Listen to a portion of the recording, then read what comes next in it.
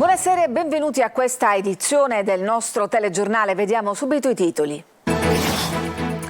Fontanarossa riaperto ma non troppo, ancora voli cancellati o dirottati il giorno dopo l'annuncio del presidente Schifani sulla piena operatività dello scalo catanese. Il sindaco trentino: non ho colpe ma chiedo scusa.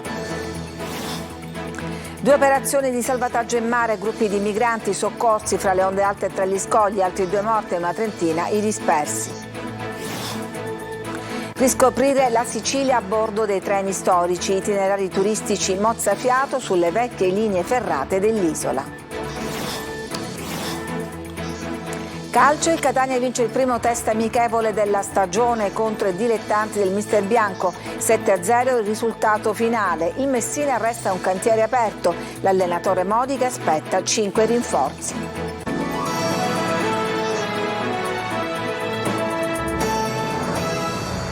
Ed eccoci ben trovati. Graduale, nonostante gli annunci, ritorno alla normalità all'aeroporto di Catania dopo il rogo del 16 luglio scorso. Da domani, assicura il sito dello scalo, nessun volo sarà dirottato su Trapani, ma i passeggeri smentiscono. Vediamo il servizio. Riaperto ma non troppo. Ieri pomeriggio l'annuncio ufficiale del presidente Schifani a 20 giorni dal rogo che ha gettato nel caos le vacanze di migliaia di passeggeri. L'aeroporto di Fontanarossa riapre, ritorna operativo il Terminal A, concetto rafforzato a stretto giro di posta dal ministro dei trasporti Salvini. Archiviato dunque il disastro dell'estate siciliana? Sono in tanti a tirare un sospiro di sollievo, ma è solo un attimo. In queste immagini vediamo il Terminal A effettivamente riaperto, ma vuoto. E allora ci si chiede quanto sia davvero operativo. Resta invece sempre intasato il Terminal C. Ecco la lista aggiornata dei voli atterrati a Catania secondo il sito dell'aeroporto. Ancora fino a domenica pomeriggio, sono passate 24 ore dall'annuncio della riapertura, troviamo voli cancellati e dirottati a Trapani, Comiso e Palermo. Soprattutto nella fascia serale i passeggeri dei voli in arrivo da Milano, Bologna, Stoccarda, Verona e Londra vedono slittare l'inizio delle loro vacanze dopo un transfer non programmato. Nelle stesse ore la pagina Facebook dell'aeroporto pubblica invece gli orari delle navette per Palermo e Comiso, specificando tra parentesi che non ci sono più dirottamenti su Trapani, ma solo a partire da lunedì. Postilla immediatamente smentita nei commenti di chi attende amici e parenti dirottati anche nei prossimi giorni proprio sullo scalo di Birgi. Segue sfilza di pareri che oscillano tra scetticismo e diffidenza. Colpa della gestione dello scalo o delle compagnie che faticano a riorganizzarsi? Dopo giorni roventi di rabbia e disperazione che abbiamo documentato raccogliendo in diretta le testimonianze dei passeggeri esasperati e spesso abbandonati, sarebbe stato doveroso qualche dose in più di chiarezza. Non basta un comunicato a rimettere in moto una macchina così complessa come un aeroporto. La normalità si avvicina, ma non è dietro l'angolo e non ci sono annunci che tengano. Il sindaco di Catania, Enrico Trentino, ritiene doveroso ancora una volta intervenire su questa questione. Chiedo scusa, dice, se nessun altro lo fa. Ascoltiamolo. In questi 20 lunghissimi giorni dal momento dell'incendio, la città e parte della Sicilia orientale è stata messa in ginocchio. Affittacamere, albergatori, ristoratori e tutto un indotto di un'città e un'isola che vivono prevalentemente di turismo hanno patito un duro contraccolpo. Le recensioni negative di migliaia di passeggeri frustrati non sappiamo quali riflessi avranno, ma certamente ci indurranno a compiere delle azioni mirate per riscattare l'immagine dell'isola. Ma la questione è anche un'altra. Per pretendere il rispetto dei doveri da parte dei cittadini, le istituzioni, per apparire credibili e ridurre le distanze tra chi decide e coloro per cui conto decide, devono assumersi le proprie responsabilità e spesso in un mondo di relazioni per riavvicinarsi, per ricucire un rapporto, basta fare un passo indietro e sapere chiedere scusa.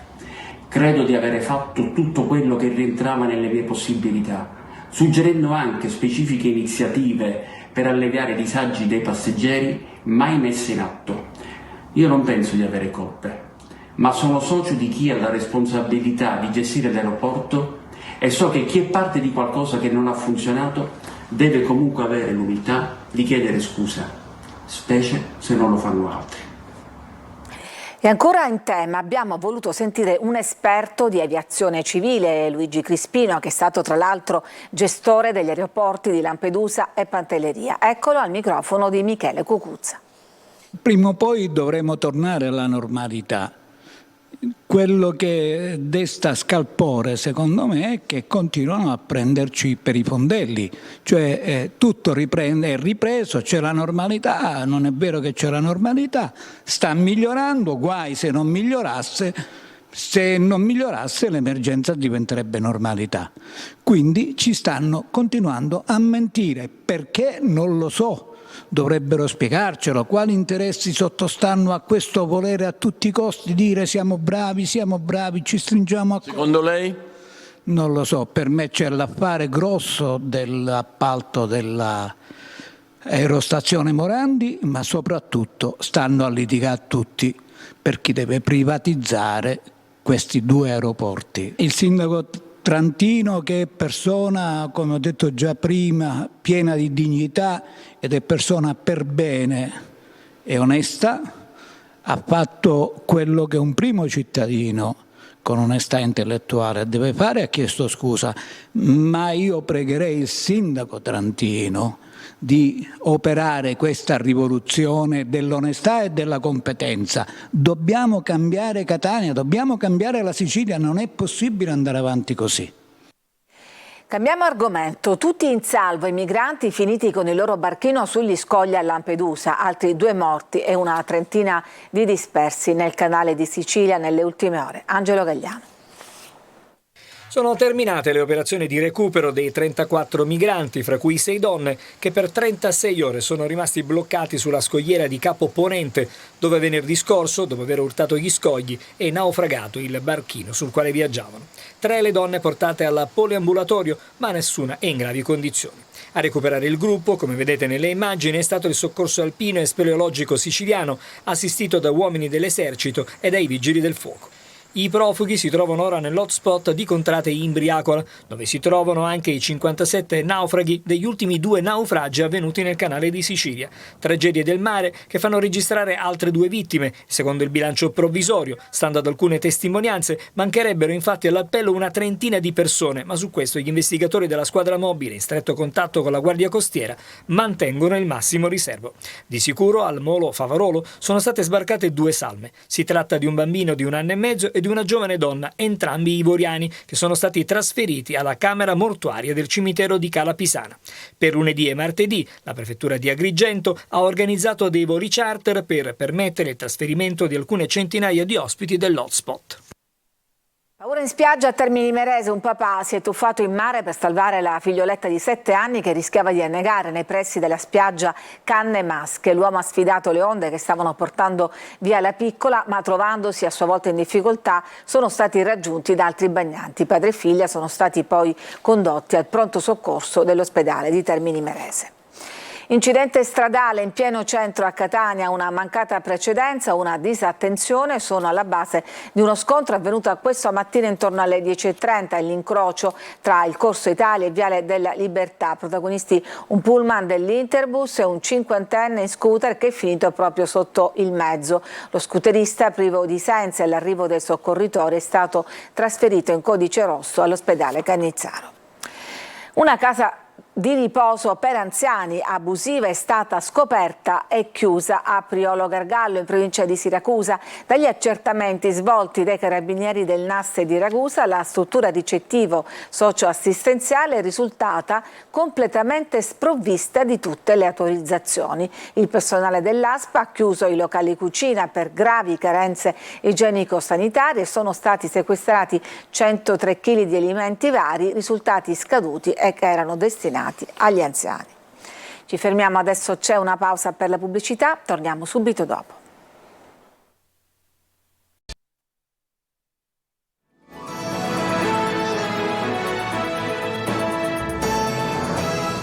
In viaggio sui treni storici per scoprire le bellezze della Sicilia, il progetto che torna anche quest'anno. Ce ne parla Francesco Triolo. Sui binari della Sicilia tornano i treni storici per riscoprire l'isola attraverso percorsi che coniugano cultura e tradizione. Si parte il 12 agosto e sino a dicembre sono 11 gli itinerari che l'assessorato regionale al turismo ha studiato insieme alla Fondazione FS, un ricco programma per ammirare i luoghi più belli e affascinanti dell'isola, da Siracusa d'Ibla, da Porto Empedocle a Moio Alcantara e poi a Agrigento, l'Etna, la Messina Cefalù e la Messina Siracusa. C'è il treno del barocco e quello del cioccolato, il percorso che porta sino a dentro la Valle dei Templi o quello che porta alle ceramiche di Caltagirone in una suggestione unica, riscoprendo quelle vecchie tratte che conducono sino ad una Sicilia interna. Chi viene in Sicilia vede il centro storico di Palermo, vede la meraviglia di Taormina, nulla togliere, ma c'è altro. C'è la Sicilia interna, c'è la Sicilia meno conosciuta, quella raggiunta dalle nostre piccole stazioni. Noi vogliamo portarli lì, i viaggiatori. Messina è la porta della Sicilia, noi vogliamo arrivare in treno, potenziare la fase di traghettamento dal punto di vista turistico. Oltre a far vedere e vivere le bellezze del nostro territorio, perché sono treni che attraversano delle ferrovie, proprio le più belle panoramiche che ci sono, ma noi raccontiamo la storia, le tradizioni della nostra isola. Il programma dei treni storici in Sicilia prevede 51 appuntamenti sulle più belle panoramiche linee ferroviarie dell'isola, itinerari alla scoperta di un territorio ricco di bellezze storiche, architettoniche, di sapori unici, immaginato per connettere alcuni dei centri urbani più importanti con luoghi custodi di panorami mozzafiato, sapori unici e storia millenaria come Cefalù, Modica, Ragusa, Tusa, Porto Empedocle, Giarre e Castelvetrano. A ciascun itinerario in treno storico sono associati visite ed escursioni curate dall'assessorato al turismo. Un mondo tutto rosa, scoppia la Barbie mania sull'onda del successo del film dedicato alla bambola più famosa del mondo, Eva Spampinato. Ciao Barbie! Ciao Barbie! Ciao Barbie! Ma il live action di Greta Gerwig, per il quale si è utilizzata così tanta vernice rosa da provocare una carenza delle scorte mondiali, diventa un fenomeno che fa moda ma che fa anche riflettere su molti temi, come la diversità, il rapporto mamma-figlia, l'accettazione di sé e dei propri difetti. Si parla di woman power ma anche di patriarcato e lo si fa grazie all'arma dell'ironia e dell'esagerazione. Il monologo dell'attrice America Ferrera è stato definito epico, oltre ad essere diventato virale. Devi essere magra ma non troppo, e non si può mai dire di voler essere magri, devi dire che vuoi essere sana. Devi essere bella ma non troppo da sedurre gli uomini e nemmeno da intimidire altre donne. Hi Barbie! Hi Ken! Così come sono diventati virali i video che riprendono la scena in cui Barbie saluta le altre Barbie e gli altri Ken. Hi Barbie! Hi Ken! Il film indossando capi o accessori rosa. I meme ironici, in cui si immagina Barbie nei panni delle donne moderne, scoppiano di like e condivisioni, come questo in cui Ken dice a Barbie «Fidati, io sono diverso dagli altri uomini». Oppure la Barbie in mascherina, allergica alle persone, o il Ken «Visualizzo ma non rispondo ai tuoi messaggi». La Blackpink Power con nuovi significati. Sì, Ken! Barbie e Ken! In concerto in Sicilia, a Solarino e Ricchi e Poveri, le loro canzoni hanno attraversato la storia della musica italiana.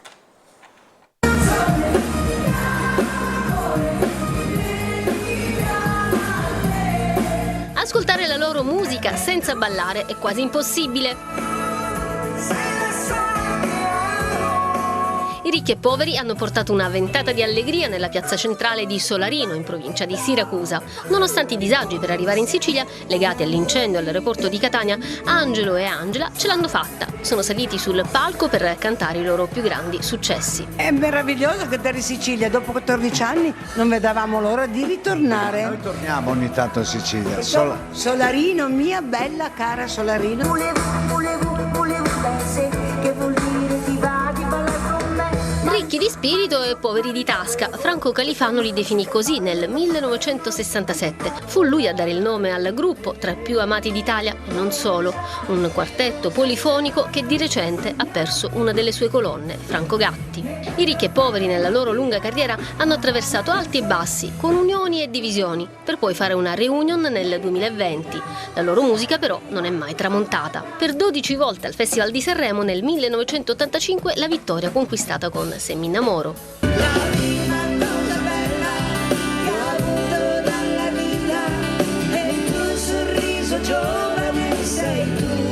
Quest'estate con il loro tour stanno girando l'Italia e la Sicilia non poteva mancare. Si schiariva il cuore innamorato sempre più. Ci fermiamo, c'è una pausa per la pubblicità, poi torniamo con la pagina sportiva.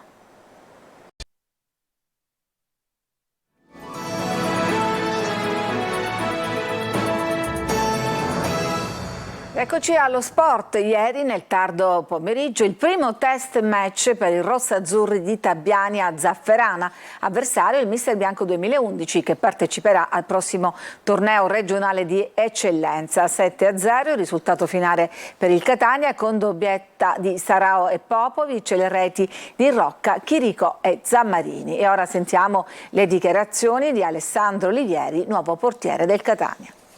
Per me è una grande opportunità giocare comunque in questa piazza che è conosciuta in tutta Italia per la sua fama e niente, sensazioni positive, non vedo l'ora di iniziare un'altra settimana con i ragazzi. Io l'ho saputo il ritiro di questo interessamento da parte del Catania e sono stato subito lusingato della cosa perché appunto conosco la piazza, mi hanno parlato bene due miei compagni a Pisa, Torregrossa e Sibilli che hanno comunque avuto modo di conoscere e quindi niente, non ci ho pensato due volte a venire qua perché, ripeto, per me è una grande opportunità, anche se a Pisa comunque stavo bene, però qua penso che ci sono tutti i presupposti per fare una grande stagione. A me piace molto costruire l'azione dal basso, quindi dal portiere, il mister so che appunto è molto forte in questa cosa e spero che possa dargli una mano. Poi rispetto ai rigori è sempre difficile per i portieri, io penso che il portiere comunque guadagna sempre qualcosa, no? Quando c'è un rigore, se lo para va bene, se non lo para va bene lo stesso, però anche lì ci vuole furbizia, ci vuole astuzia, ci vuole capacità e niente, speriamo che nella stagione si riesca appunto ad arrivare a pararne parecchi.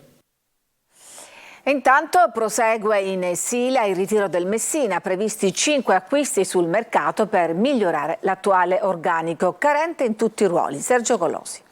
3 over e 2 under sono i prossimi obiettivi di mercato del direttore sportivo Domenico Roma e del tecnico Giacomo Modica, chiamati a dare solidità ed esperienza ad un Messina fin qui costruito poco e male, secondo le direttive del presidente Sciotto. Tra prestiti ben 4, giovani di belle speranze e calciatori dal passato in quarta serie, la CR è come ogni anno di questi tempi il solito cantiere aperto, con vista sul minutaggio e nella speranza della terza salvezza consecutiva dopo le prime 2 già miracolose. Per la difesa in ritiro Filippo Pacciardi, 28 anni svincolato, ex recanatese. A centrocampo piacciono Domenico Franco, che però dovrà scontare 4 giornate di squalifica, e Domenico Mungo della Viterbese, il cui tira e molla sul contratto ha origini lontane. Circolati i nomi di Welbeck e Maldonato. Per l'attacco Salvatore Caturano appartiene ai sogni giallorossi, mentre si tratta con Vincenzo Plescia, ex Avellino, dai piedi discreti ma scarso finalizzatore. Sul fronte under in arrivo Giorgio Brogni, 22 anni dall'Atalanta, con discreta esperienza in Serie C, Ancona Paganese e Feralpi Salò, e l'attaccante esterno della Cremonese Marco Zunno. Tesserato ieri l'ex centrocampista del Catania Simone Buffa, svincolato e legato al Messina da un contratto annuale. Un maggiore coinvolgimento del tessuto imprenditoriale cittadino, che però alle capacità gestionali del presidente Sciotto preferisce investire sulla pallavolo femminile dell'Accademia Sant'Anna, i lavori al sistema di drenaggio del Francoscoglio con qualche gara di campionato in campo neutro e la sfiducia della tifoseria all'attuale proprietà sono gli altri argomenti di un'estate dove il calcio giocato è sempre un tema secondario. È tutto per questa edizione, grazie per averci seguito, vi auguro una buona serata.